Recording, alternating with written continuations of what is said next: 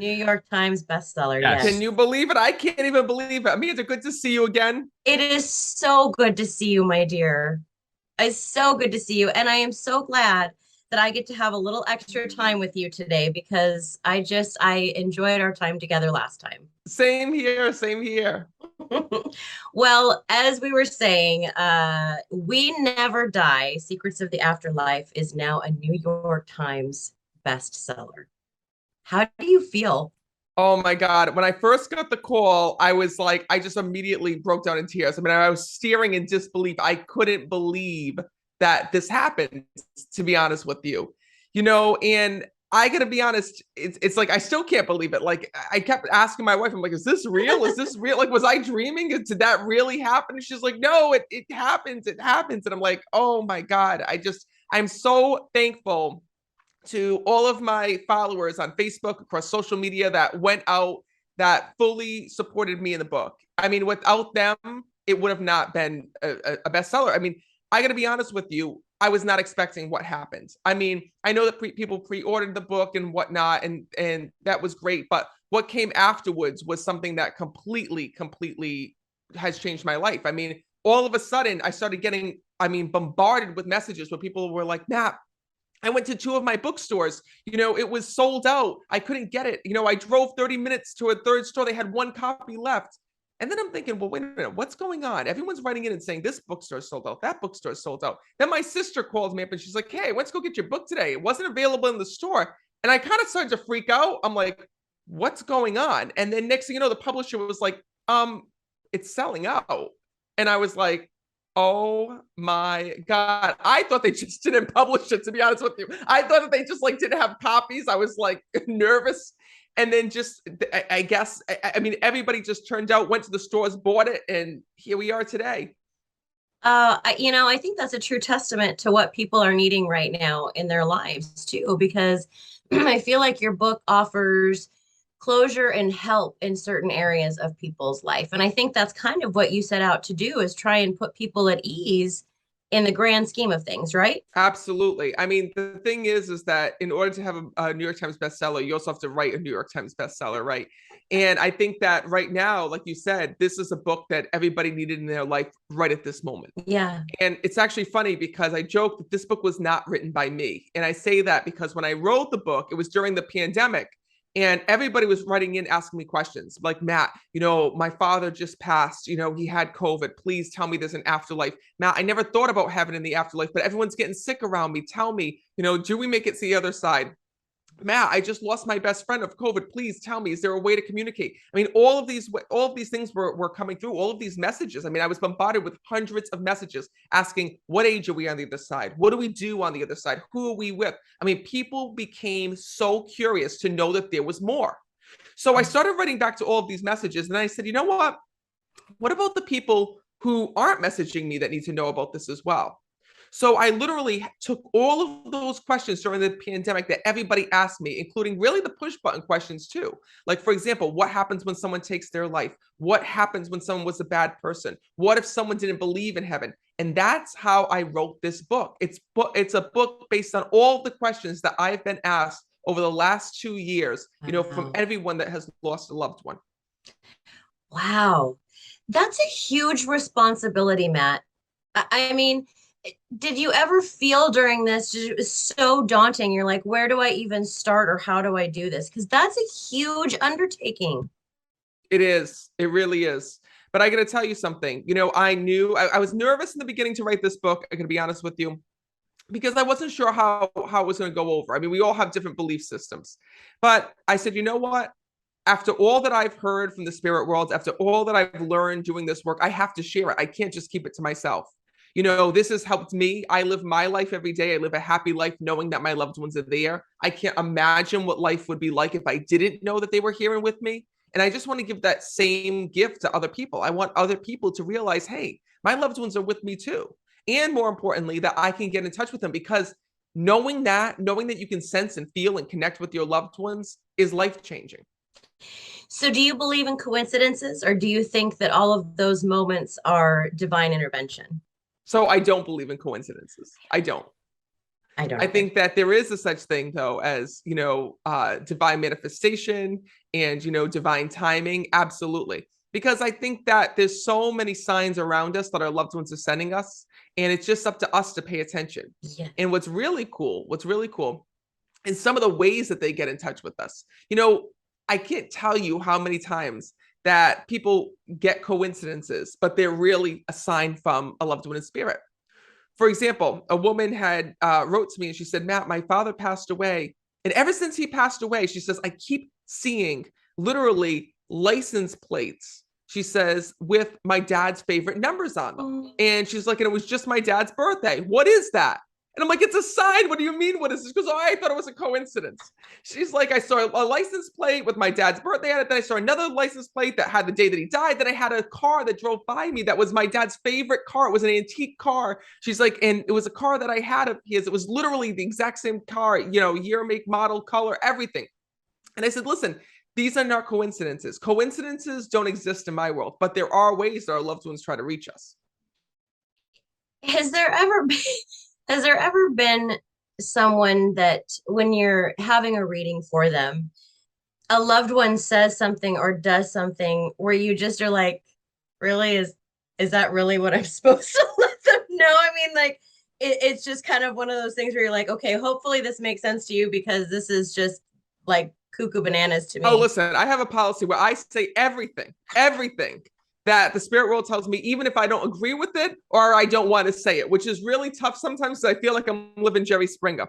For example, I was doing this reading. I'll never forget it. I was down in Hyannis, Massachusetts, and I was doing this reading for this woman down the Cape who had lost her mother. And her mother came through, okay, because our loved ones do come through when I see them with clothes on, okay? I never seen diggling or things like that, during a reading. I never seen boobies. I never seen anything like that. I always see a loved one's clothes. But in this particular instance, I went to see this. When her mother came through, her mother was in lingerie. She was in this red lingerie type of lace outfit. And I'm going, and now this was a woman that was an older woman, okay? Picture Dolly Parton in lingerie. That's what I was seeing, okay? So I'm like, oh dear God, oh dear God. So I'm standing next to her and I immediately start cracking up and I'm looking at her and she's looking at me and she's like, what's so funny? She's crying, right? Because her mother's coming through. And I gotta tell you this. I don't know how to tell you this. I says, but your mother's coming through and she shows me she's all dolled up in this red lingerie. Well, the woman almost passed out. She goes, Matt, nobody knew that. She goes, my mother died. She wanted to be sexy in heaven. She made me bury her in her red lingerie. I almost fell over. The whole audience was like, oh my God, oh my God. She says, I can't believe my mom's showing you that. She goes, no one knew that. She says, and to be honest, she goes, I didn't even think that the funeral home was going to do it. She said, she goes, it was a private viewing just for me. She says, and my sister, she says, and before, she says, my mother got buried. She says, we actually opened the casket to make sure they had her in the lingerie. So yeah, there's plenty of times when things like that happen. But it's also amazing because these type of validations show us that without a doubt our loved ones are there and with us. And not only that, it showed this woman that, listen, my mom knew that I did this for her. She knew that I followed her wishes, that I respected her, and that as crazy as the daughter thought it was, she still did that for her mom because that's what her mom wanted. I love that story. It's now going to go into one of the top stories that I've ever heard ever. I just that's wonderful. I also love that you address pets in this book too, that we all have guardian angels around us, and it doesn't mean that they're just the two-legged guardian angels either. No, I mean, what's so amazing is this, is that life is hard and life is challenging. But what I want people to know is that we don't go through it alone. Before we're born here in this world, we're assigned two people that watch over us, two very important people, because they're actually not people, they're beings. It's a spirit guide and a guardian angel. And these two spiritual beings watch over us on our journey through life. Our spirit guide is who is responsible for us meeting our soulmate, adopting our pets, meeting the influential people within our life. And our guardian angel is that soul that's there that actually helps us when we're going through the really tough times, the anxiety, the panic, the worry, the really hard times within our life, those, tough relationships, so on and so forth. So what's amazing is that these two work together in conjunction as we're living our life here in this world to keep us on the right path and more importantly, to help get us through life. But along the way, we also have other souls that come in that watch over us as well. For example, when you lose someone here in this world, their journey is done, meaning that they've done everything that they had to do in life. But now they're on the other side. And guess what? Your journey becomes their journey. They're also watching over you.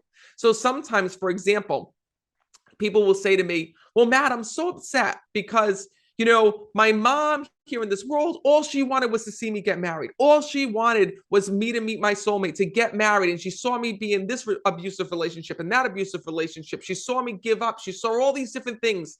And she died not seeing me get married. But then after she died, a month later, I met my soulmate. We walked down the aisle with one another. We said, I do. We bought a house together. We're living together. We're doing this. We're doing that. And I said to them, but wait a minute. Don't you find it weird that your mom passes away and literally a month later you found the person you've been looking for your whole life?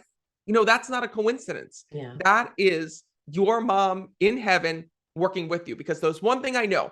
When our loved ones leave this world, they know the problems that we're going through. They know whether you're going through a health struggle, a divorce, a financial crisis, a love crisis, no matter what it is that you're going through here in this world, your loved ones know what that is. And when they get to the other side, they help you. They find a way to help you in life. Why? Because they're at peace. They want you to be at peace and they want you to be happy. So when your loved one passes away and good things start happening in your life, don't feel bad and say, oh my God, my loved one's missing out. No, know that they are responsible for that.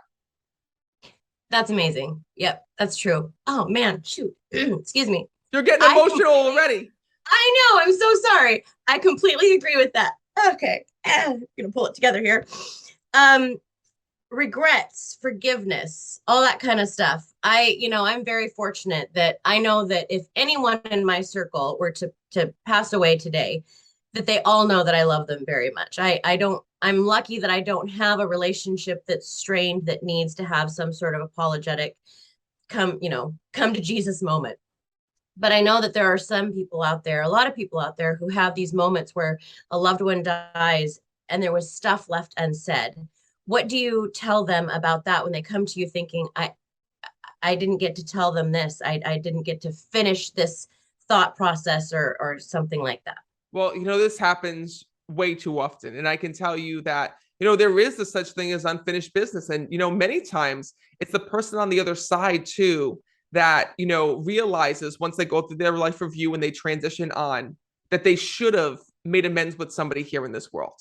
And that's why a lot of times the spirit world will use me as a way to communicate with that loved one here in this world to clear up the loose ends. But what I can tell you is this. What I can tell you is that you can speak to your loved ones at any time. And I had this woman that I read for. I'll never forget. I was at a live event. It was in Connecticut at Foxwoods Casino, and I was out in the audience reading this woman. It was actually the first reading of the night, and this woman's father came through, and I went up to her and I said, "Your dad is right here. He's right behind you." And right away, she looked at me, and her father was telling me in my ear, he was saying to me, "Oh, my daughter's not, was not going to say that I'm her dad. We had a really tough relationship." I said, of course I said to her, I said, "Your father's going to tell me that you're about to tell me that he's not your father, but he is. And he's here and he wants to talk to you." Well, anyway, her father had left the family, back when she was young. He abandoned her and her mom. He had problems with alcohol, and, the whole story goes downhill from there. And her father died and didn't even tell her. Nobody told her that her father was passing or leaving this world. And because of that, for years, she held on to such anger, such hurt, such pain every single day. And literally, I went to give her this reading and tell her that her dad wants to apologize and he saw this happen in her life and that happened in her life. And literally, she said, "I don't believe a world in what you're saying. That's not my father. You're so far off. Absolutely not. My father, there's no way my dad is in heaven. There's no way that my father's saying that. He wasn't a father to me." Stormed out of the event, told everyone to go F themselves on the way out. And that was it. That was my first reading of the night. So that being said, I'm like, oh, okay. I didn't know what to do. But like I said, I always tell everyone what the spirit world tells me, because it's not what we want to hear. It's what we have to hear. Well, don't you know, literally, About 6 months later, that woman was at my next show and she said to me, I just want to apologize to you. She says, I want to let you know. She says that I hated everything about this event. I hated that I got a reading. I hated everything that you said. I was so upset with you and angry with you because you brought my dad through. She said, but then something amazing happened. She says, I got so angry. I got in the car. I ran to his grave. She says, and I yelled at him. I screamed at him. She says, I said everything that ever hurt me in my life to him. She said, but finally I broke down in tears and I said, Dad, I forgive you. She says, and that's what let me, she said, live my life again. She said, so I hope that you'll invite, she says, I hope that I'm allowed to come back to the show. I hope that I'm allowed to do what I said, yes, you are. Because I've learned that, through all of this, that sometimes anger just comes from past pain. Yeah. And that's really what it is. And, her acting that way was not because of the fact that, not because of the fact that she was an evil person. It was because of the fact that she had so much pain within her. And, it wasn't until she heard a message from her dad that she was able to let it go. Because as humans, we store pain. Pain lives within us. And what's crazy is that, we're really good at compartmentalizing, at pushing, anxiety and stress and fears to the bottom. But until they resurface, they still live within us. And until we get to the bottom of it, they live within us. So what our loved ones want us to know from the other side is they've already cleared up their past pain and anger in heaven. But that's something that we need to work on here on earth. And it's easier said than done.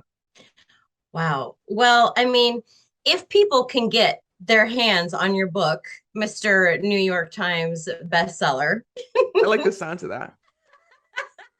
you're like, I think I'm going to have a t-shirt made. Ask me about my New York Times bestselling book. I think that would be a great idea, by the way. Where can people find your book? I mean, is it online? Can they go directly through your website to get it? They can get it anywhere. Listen, if the dead can find me, you can find this book. It is in Barnes and Noble, Amazon, Books a Million. It is at your local bookstore. I mean, my website, meetmattfraser.com. Anywhere that you buy books, you can get this book. And one more quick question for you. What's it like doing a live event with that many people in there? Do you ever get overwhelmed like, oh, there's so many people that want to come through and I only have this amount of time?